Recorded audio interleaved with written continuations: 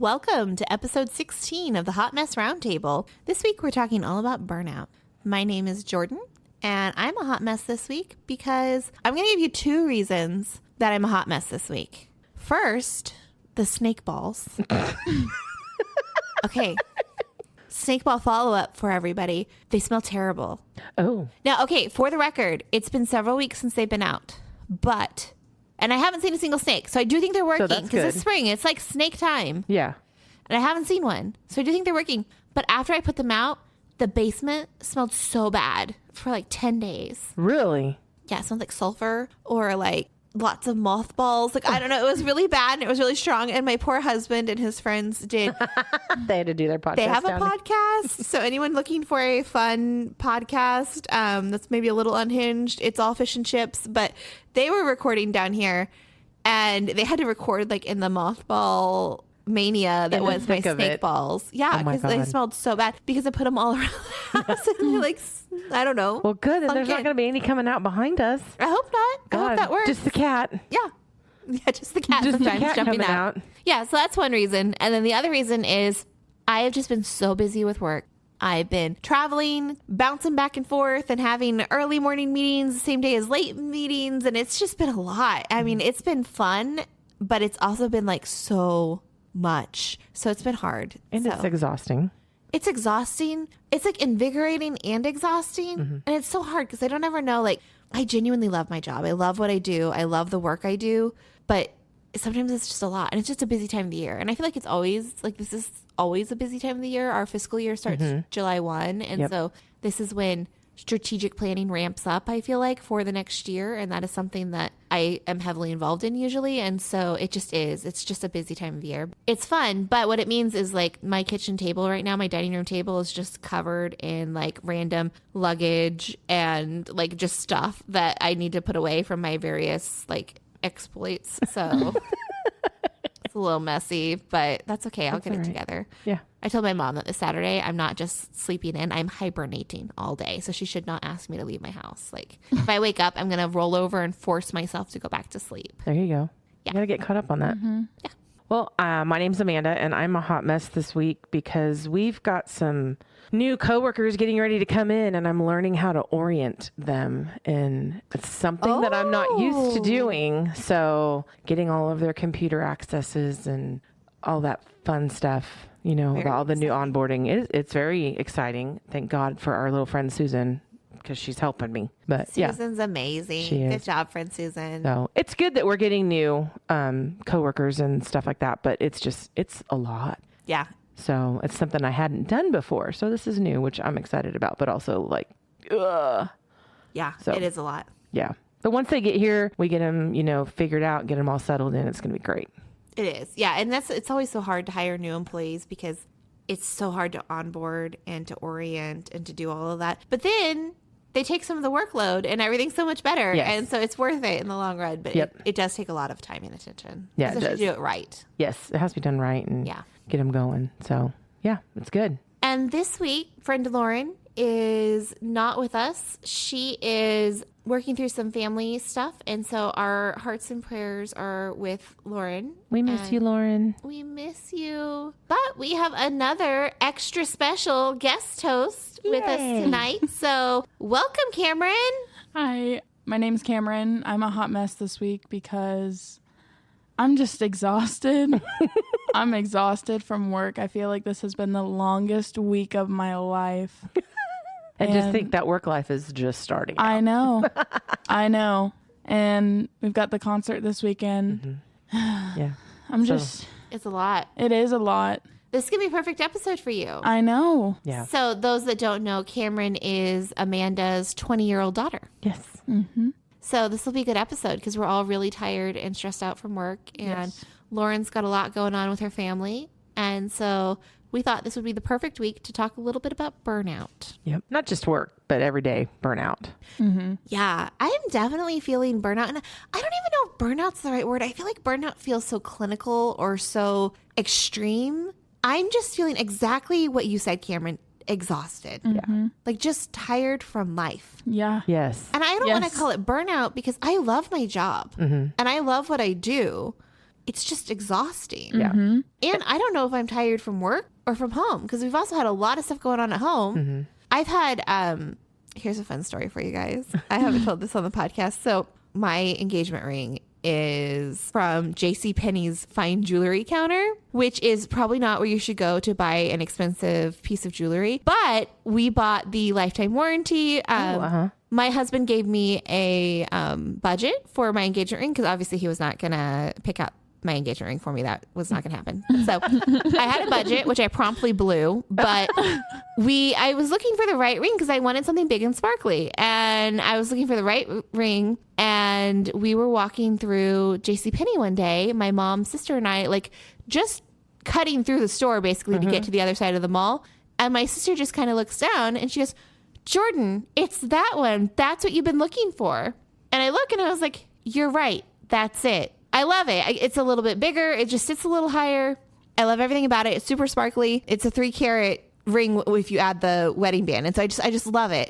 But because it sits higher, which is what I wanted, I hit it on everything. And because it comes from JCPenney's, stones fall out of it. Did you lose your big diamond? I've never once lost my big diamond, thank God. Good. But I lose stones. I have all these like little pave stones like around the halo. You know, like I have all these like tiny little, they're not chips, but they're like tiny little stones.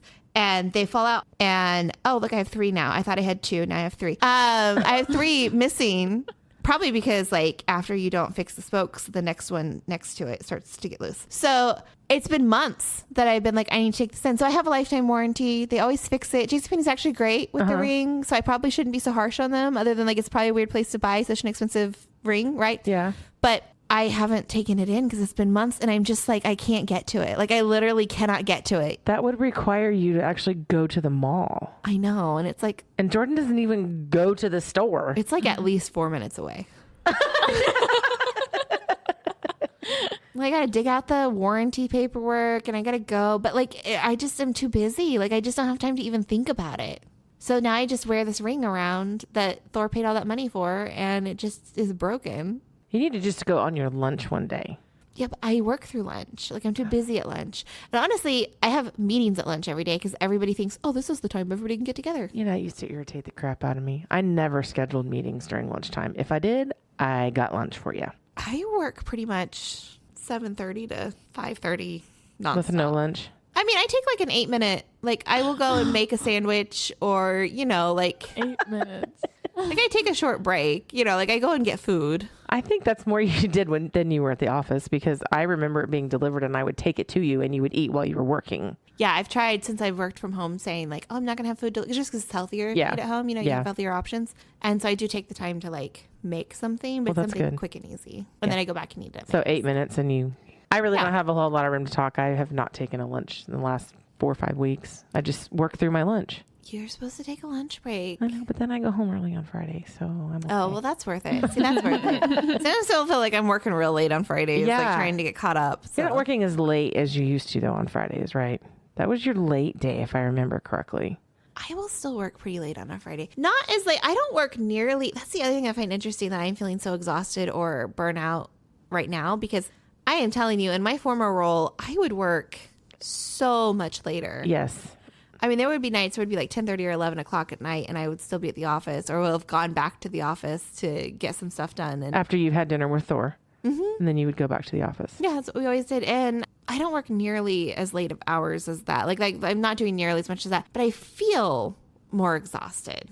Right, because you're just hammering through the day. Maybe it's because I'm hammering through the day. You know, it's different. I'm not taking the breaks to chat with you guys like I did when I was in the office. Yeah. Well, and like you said, too, this is a very busy time. Yeah, and traveling is probably a little bit harder. Oh, yeah. What's got you so exhausted, Cameron? Just as she's falling asleep at work. Here. I moved floors, and I technically am like with my own. So I'm still getting used to everything down there, and they'll do things one way one time, and then a different way the next time, and then a different way the next time, and then it's just like there's no consistency. No. So how do they expect you to learn? Exactly. So I'm down there. Like they keep telling me I'm doing a great job, which is good to hear, but it doesn't feel like it because of just all of it. Yeah, and new jobs are hard. And I don't know a single person who's taken a new job and hasn't at some point thought, I can't do this. It comes like anywhere from like 2 to 6 months in, you just stop and you go, maybe this isn't the right fit. Like maybe this is not right because it doesn't feel good. After you get off that orientation piece and they're starting to ask you to do things, you start making mistakes and you start thinking like, I don't want to make a bunch of mistakes. And but the only way you learn is through making those mistakes. Yeah. So Yeah. very good. Okay. So I genuinely don't know if burnout's the right word for it, but I thought that maybe if we learned a little more about burnout, we could figure out if it's what we're all experiencing or not. So I, of course, found an article from Psychology Today. It's titled Burnout. So quick and easy. So I figured, well, this has to do it. It says burnout is a state of emotional, mental, and often physical exhaustion brought on by prolonged or repeated stress. Though it's most often caused by problems at work, it can also appear in other areas of life, such as parenting, caretaking, or romantic relationships. So you guys want to learn a little more about burnout? Yeah. Find out why we're also exhausted on the daily anymore. Yeah. Okay. So Psychology Today says, what causes burnout?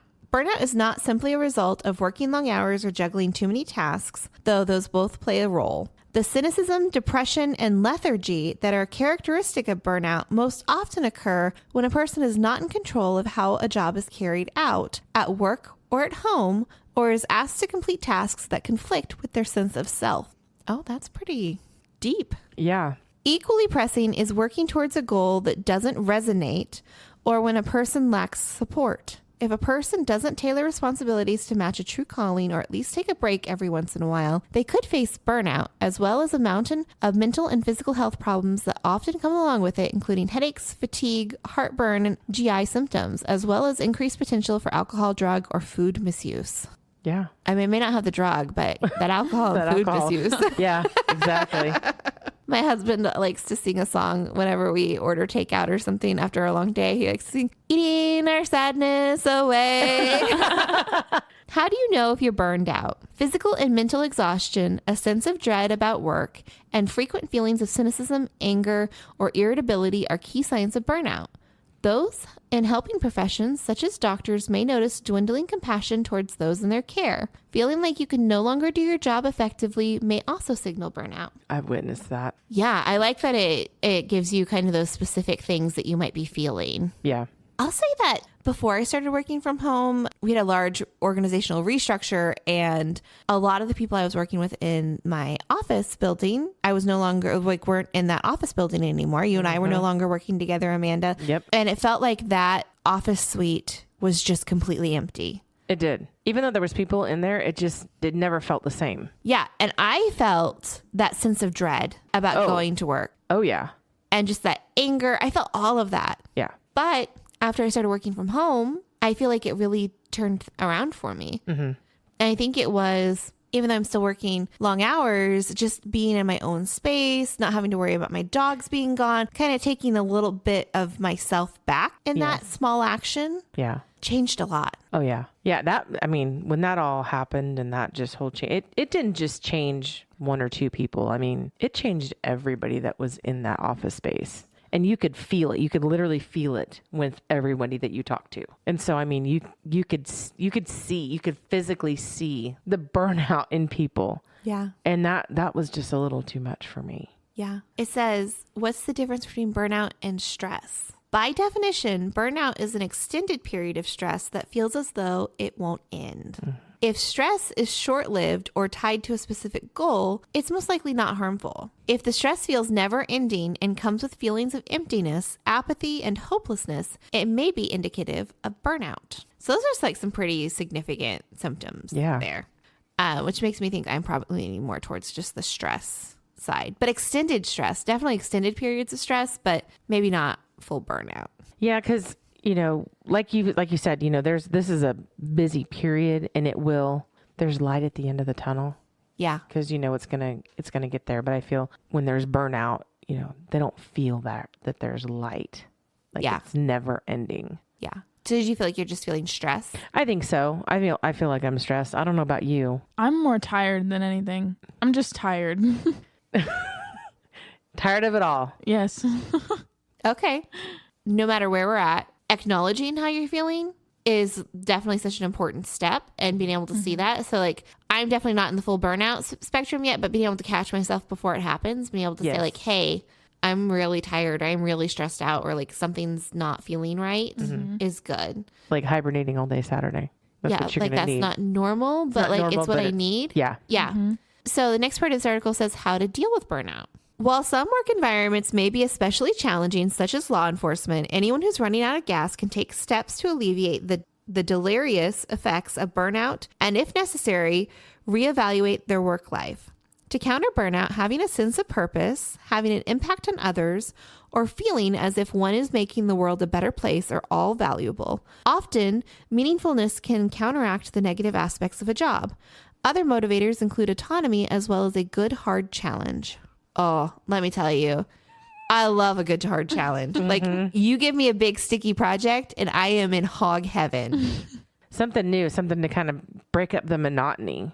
Yeah, that's one of the things I love about my job is everything is project oriented. So almost everything I do is the first time. Oh, that's I do neat. so much new. Yeah. When you're there, it's the repetitiveness. Like, I think you are in the learning repetitiveness part right now. That's probably repetitiveness is my entire job. Yeah. Yeah. That's, that's probably part of your tiredness. Yeah. I'm learning new too. I mean, that's part of it's invigorating, I guess, just kind of, okay, I like that. Let's keep going. Yeah. Yeah. I love a good challenge. Yeah. I love that feeling of, which might make it sound weird, but like, I love stopping in the middle of a project and going, I don't actually know if I can finish this successfully. I don't know if we can do this. That is like so exciting to me. Yeah, because we'll do it. We'll find a way. Like, we're not going to give up. We're going to find a way to do it. And then lots of times we're like the first ones to do it. And it's so cool. Yeah. Yeah. I like it. Like, a really big challenge is just right up my alley. It's scary. Those big different challenges are scary, but yeah, I agree with you. Once you get it going, they make my blood pump. It's good. Once it gets you going and you go, yes, we did it. We figured it out. Yeah. I also picked up on something they said here. They said, having a sense of purpose, having an impact on others, or feeling as if one is making the world a better place are all valuable. Other motivators include autonomy as well as a good hard challenge. I feel like one of the things that I have struggled in my current role is really a loss of role clarity. I've been asked to be a lot of things to a lot of different people. And they kind of go back and forth on what my priority. So any given day, my priorities might shift. And even though I have great leaders who I adore, just trying to figure out what our internal structure is going to look like for our team has been a little more taxing maybe than I expected it to be, because I've been through lots of periods of reorganization before and it's never gone on this long. And so still not knowing like who's going to support our team and what that's going to look like and who's going to be responsible for what projects. So I'm just kind of trying to stretch myself as thin as possible and cover as much of it as possible. Yeah. And then like, you get stretched too thin and holes start poking. Yep. That's exactly where I'm at. And I feel like that is exactly what this article is talking about. Is that where you're at? I hear you agreeing. Yeah. Yep. Right next to you. Need a little role clarity. Need to understand like, what is my job? What are my responsibilities? How am I successful? Yep. And again, you're just starting out in all this, so. I know. Yeah, you got like a solid 50 more years of this. Yeah. Yay. Yay! Okay, this might be a good one. Should I quit my job if I'm burned out? What do you think, Cameron? Honestly, do what you want. It's your life. Who's going to tell you what to do? If it's not making you happy, why keep doing it? Oh, that's pretty good. So the article says maybe, but it's not the only option. Speaking up about your concerns or restructuring your work environment to address burnout may be less risky and equally effective. Nurturing your relationships, adopting self-care habits, and focusing on hobbies outside of work can also help restore your sense of self and mitigate stress. I think we've talked before about like vacations don't fix burnout. Right. And I don't know if you keep your same work habits and you just go and do it for a different company. I don't know if that's also, if that's really the solution either. It's more about like your own internal work-life balance and finding that right fit for you. Yeah. Because if you're that burnt out and then you're just like, I'm just leaving this place, I'm going to go do something else. You literally go into the exact same thing for a different person. You're not helping yourself. No. You're literally. Yeah. Yeah. You could have stayed at the other place and dealt with it there. how can I draw better boundaries at work? I think this is something that lots of people struggle with because they think, well, I can't tell them. Yeah. That's something I struggle with. I know that. Yeah. If I'm at work and you ask me to do something, I'll do it for you. Yeah. Because you don't want to say no. Exactly. You want to, be helpful. Yeah. It says when you have too many conflicting responsibilities, simply saying no to new tasks is an important, albeit challenging way to reduce your workload. Scheduling regular breaks, starting and stopping at set times, and minimizing multitasking can all help maintain boundaries and reduce feelings of burnout. I think we're all in the same boat with what you said. If somebody doesn't know who to ask and they come up and ask you, and you can do it, you're going to do it anyways. Instead of having them someone else try and do it, and then they're just going to bring it back to you because the other person didn't do it right, or they don't know who does it. Exactly. I mean, that's why I say I think all three of us are in that same boat. We were just like, just let me do it. Yeah, and I have a really hard time saying no. I do too. Especially professionally in the workplace. Yep. I feel like I've made a reputation at my workplace as being somebody who's very responsive and willing to help. And no matter who reaches out to me, I'm there to help. Yes. And the thought of saying no gives me like more stress than I already had. There's always two phrases that always was like a thorn in my side at work. And I'm still the same way. No. And I don't know. Yeah. I hate telling somebody on the phone, I don't know. But there are those instances where I'm like, well, I'm really not sure, or I genuinely don't know, but let me find out. Yeah, well, that's the thing about that one. Yeah. There's an out for you. It's, hey, let me go find out and I will call you back. Yeah. Right? It's like, I will get back to you with an answer. Yeah. The no is a lot harder because you're just saying like, no, I can't do this. Yeah. And then you get the why. Yep. You did it before. Why are you now telling me no? And then you're just kind of like, oh, shit. Yeah. Yeah. Okay, I'll do it. I have the most supportive boss. Like, I love working for her. She's fantastic. And she's always telling me, like, just say no. Like, you're at your maximum capacity. You can't take on any more projects. And it like stresses me out so much because I'm like, I cannot say no. Like, these people need my help and they don't have anybody else. And she's like, then I guess they'll either do it themselves or wait until you've got bandwidth. Like, to her, it's just like much easier and so much more clear cut. And I think it is so much easier for us whenever we have direct reports to protect them better and just say, like, you just can't do it. Yeah. Like, you just can't do it. And you being stressed out is not helpful for any of us. And so, but as the person who is that direct report, I'm going like, no, I can't say no to these people. And I support a bunch of executives and I can't say no to them. Like, they need help. Yeah. And she's just like, yes, you can. Do you need me to say no to them? She's done that before. Like, do you need me to talk to them for you? And I'm like, no. You're telling me no now. Okay. What about when burnout's not caused by work? It says, jobs aren't the only source of chronic stress that causes burnout. I think we all know something about that.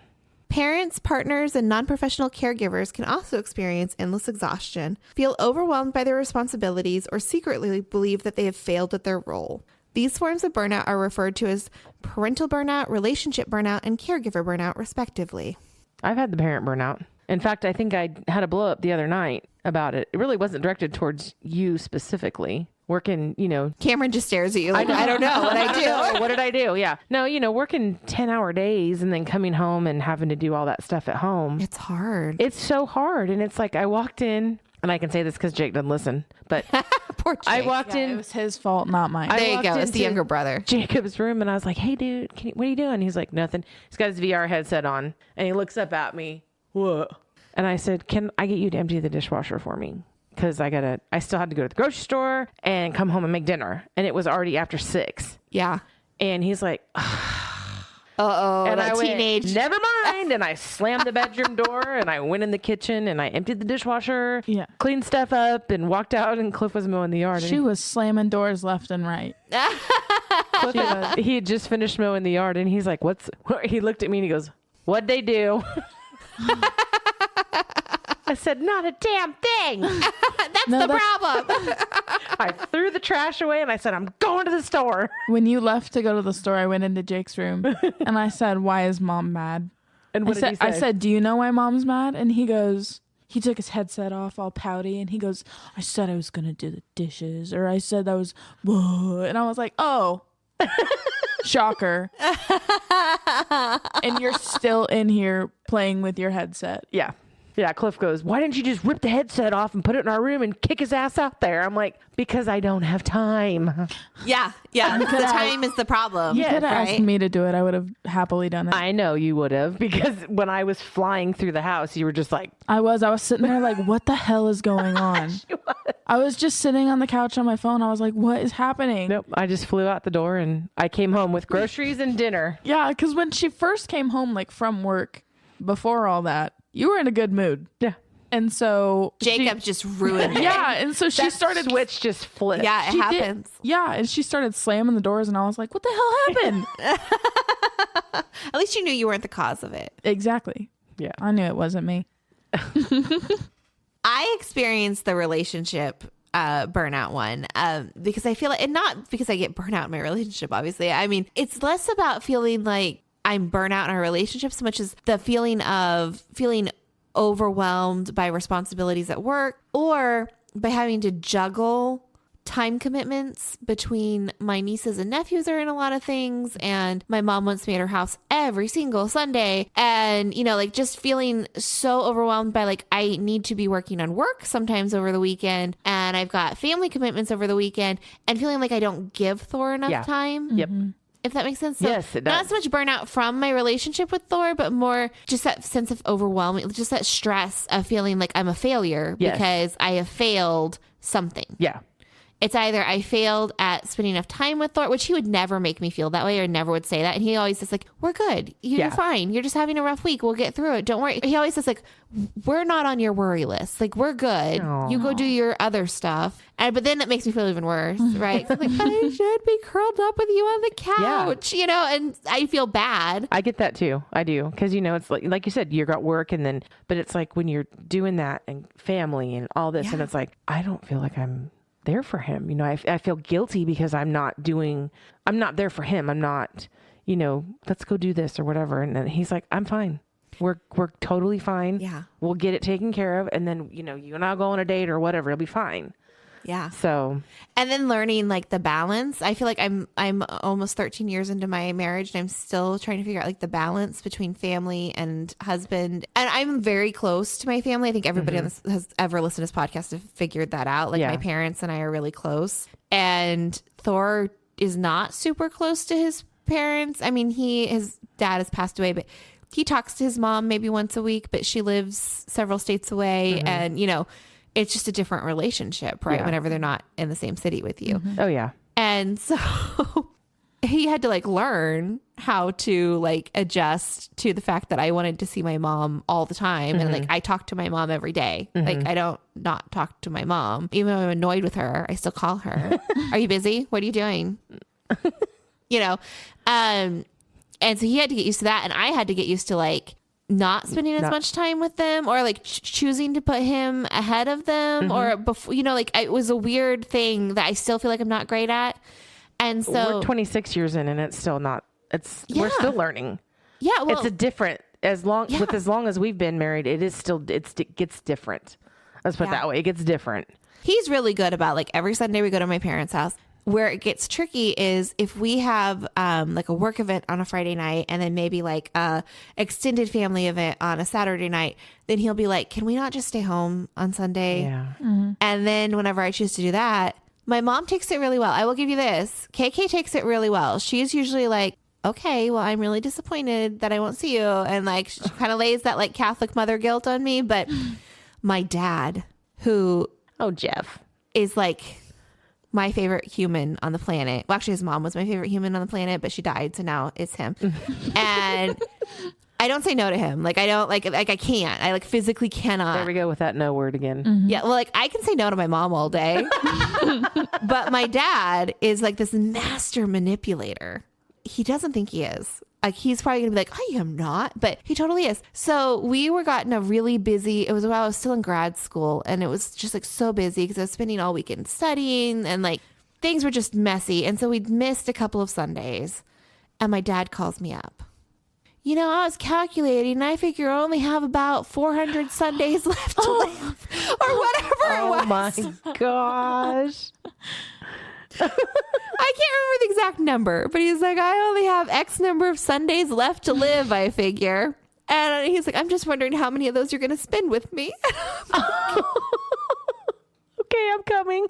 All right, Dad, I'll be there tomorrow. It's just like, Oh my gosh. yeah, I mean, he's a master manipulator. And so it's hard. It is. So I don't know if that's burnout. Again, I don't know if I would call it burnout, but it's like so many of those elements of just feeling overwhelmed and feeling like you're failing somebody. Yes. Like I'm always failing somebody. I'm always either, like, no matter how successful I am at life, I'm always either failing work or my parents or Thor or this house or me personally. Because like there's never like me time. I love to read, and I feel like the only time I get to read is when I'm supposed to be sleeping. So that's failing me.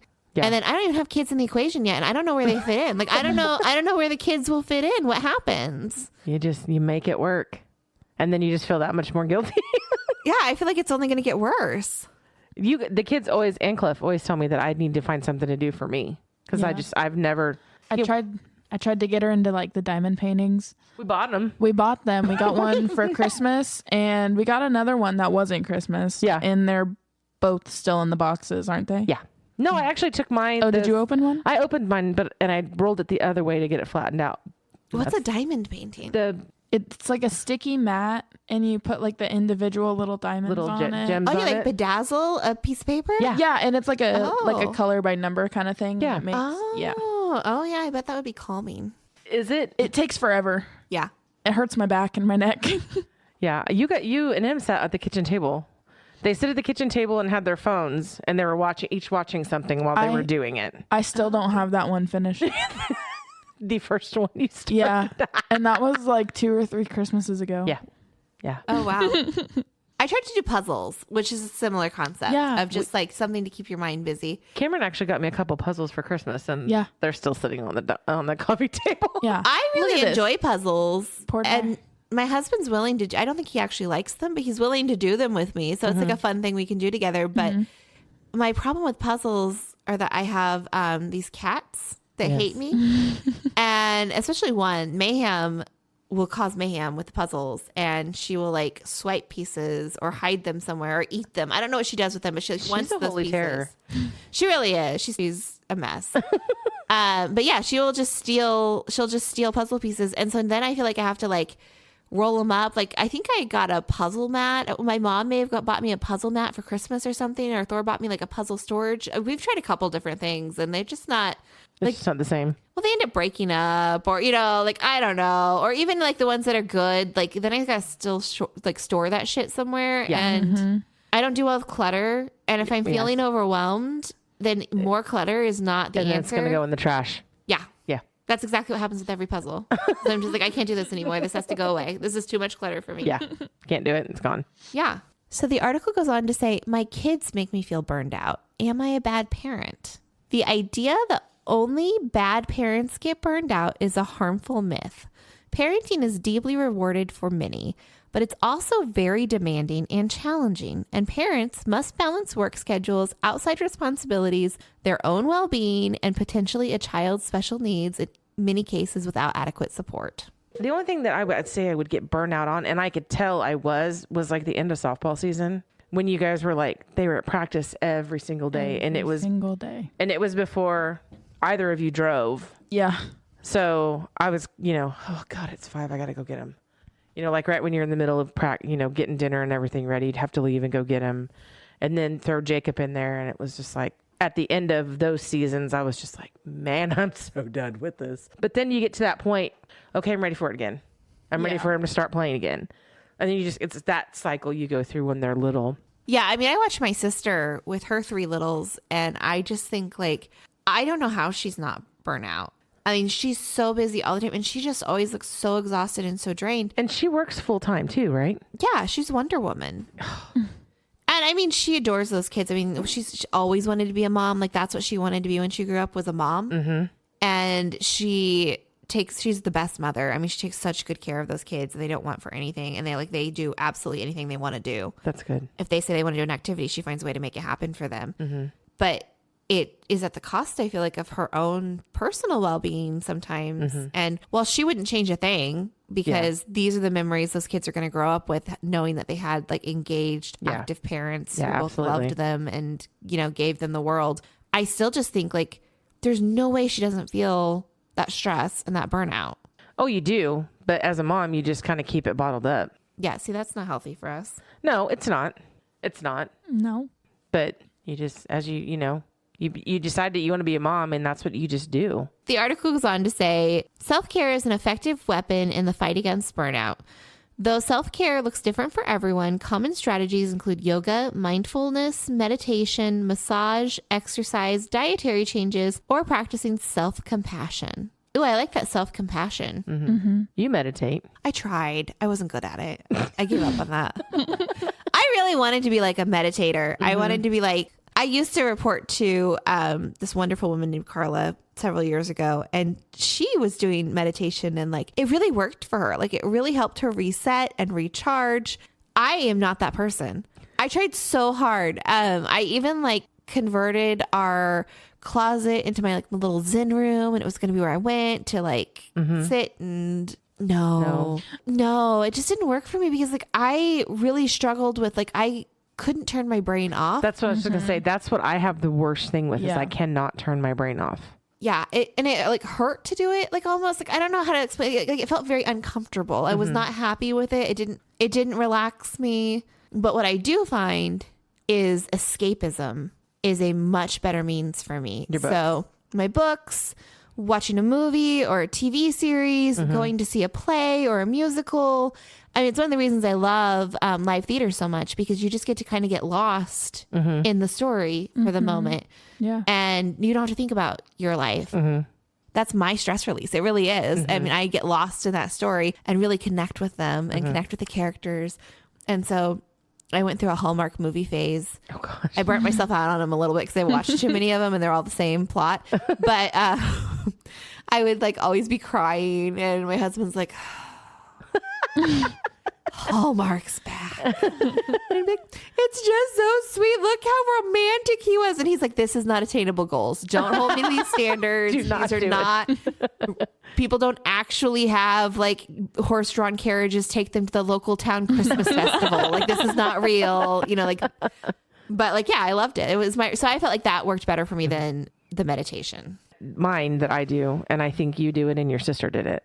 When we drive home and the day's nice, any drive home, if the day's been bad, but if the day's really nice, windows open in the car, music is cranked. Oh yeah. Yeah. And I do that every day on my way home. I mean, it's just some way that I don't have to think about anything else. Like I can just focus on the music. And I mean, I've said that before. Music is a big deal to us. We're really, God, none of us can sing well or play guitar or anything, but boy, we can listen to music. And that's just a good release for me. It's funny. I always heard them talk about when Emily would drive up to work and they'd be like, we heard this thumping. It was her bass. It was her bass. And they're like, and it was really some crazy song. And it wasn't like anything that you would normally hear bumping, and here she'd come pulling up and they're like, what the hell is that? And turn around, and there's Emily, and she's just jamming to her music, and she's happy as a clam. You do it too. She would like jam out to some of the weirdest songs you would not think to have all the way up, but she sure did. She sure did. Yeah. I love it. Yeah. What do you do, Cameron? I just to spend time with people I care about. I spend time with my family at home, or I'll go, over to Chloe's apartment or over to Aaron and Anthony's house. Yep. Like I'm always with people, or your puppy, or my puppy. Yes, Miss Coda. Oh, I will sign up for that one too. My animals are definitely a stress release for me. Yes. Yeah. I'll be laying down at night, like downstairs, and she'll come and she wants her belly rubbed so bad, but she'll just lay right next to me. She'll put her body up right against mine, and it's just like, I don't know what it is, but like it's like a release almost. Like when she lays down with you, they can feel it. They can feel the tension that you guys have. You have. Yeah. But her curling up next to you. Oh yeah. I feel like maybe that's one of the reasons I know it's one of the reasons that I like working from home so much more, is because it is less stress. I don't have to worry about the dogs being home alone too long, and just getting off a call and turning around and giving Finnegan some scratches behind the ears just makes everything so much better. We all should have a dog in the office. Yes. That's what we need to do. Normalize office dogs. Yes. So many industries have done it. Do Yep. it. There's Everybody one, do it. Yeah, there's one guy at my work who he brings in his corgi sometimes. Sometimes he'll bring in the corgi and he doesn't like keep him on a leash or anything. He's a very well trained corgi and he just sticks right by him the whole time. Well, I remember I love Sonia would that. bring her dog in. Yeah, she did. Moose, he would just run around the office and it was like, oh, you can hear him. His little jingle. Yeah, I was like, man, we need him every day. Office dogs are the way to go. Yes.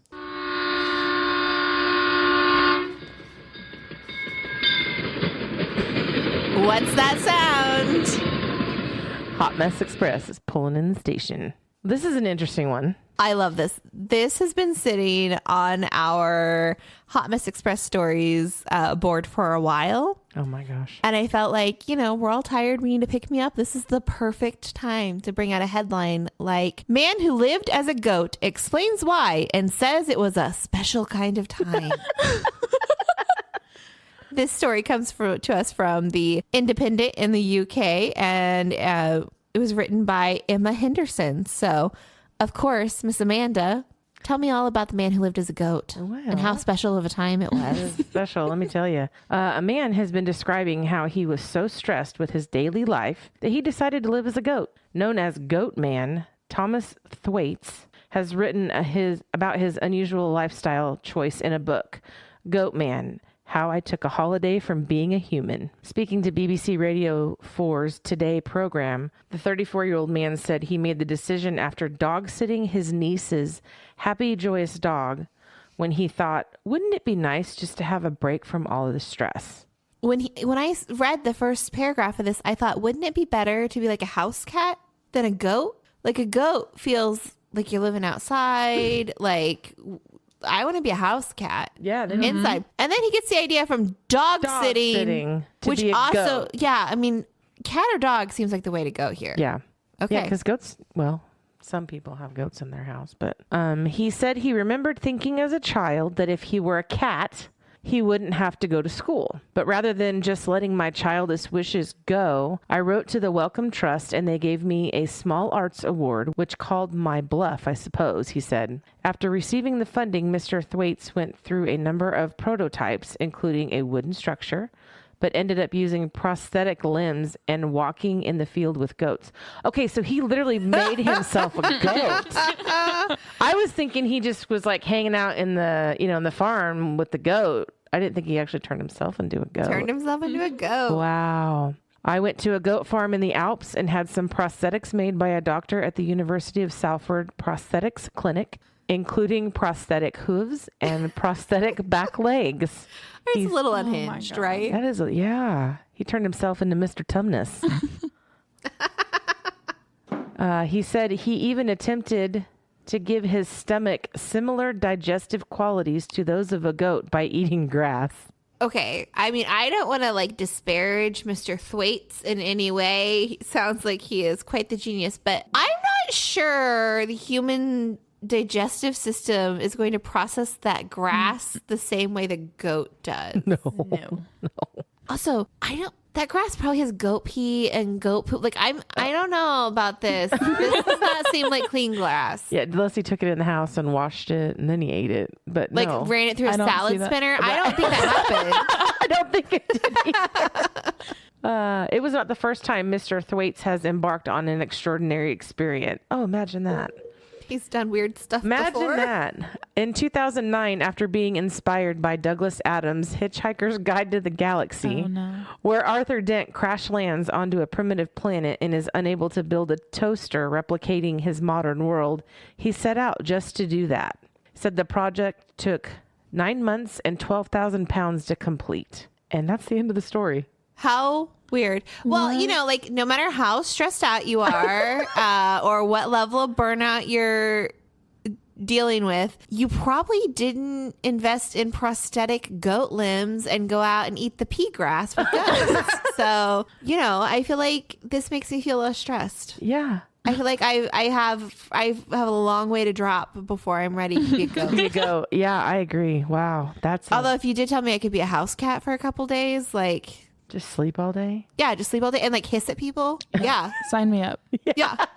Yeah, like I can get behind this. Oh my gosh. Okay, Hot Mess community, we hope that you will tell us what you do to combat your burnout and your stress, and send us some more Hot Mess Express stories because we're running out. Well, we've had some good ones on our Facebook page, so keep them coming. Okay, keep them coming. Yeah, we're gonna have to do an episode of just our community's hot mess stories because there's been a couple good ones. We're going to have to invite some community members. We're still working on trying to do a call-in episode. So let us know if you're interested in sharing your own Hot Mess Express story, and we will absolutely bring you on the show and do a quick call-in episode. It won't take very long to record. No, yeah. We'll do it. Yeah, let us know on our Facebook page. Yeah. Or you can always email them to our hotmessroundtable@gmail.com.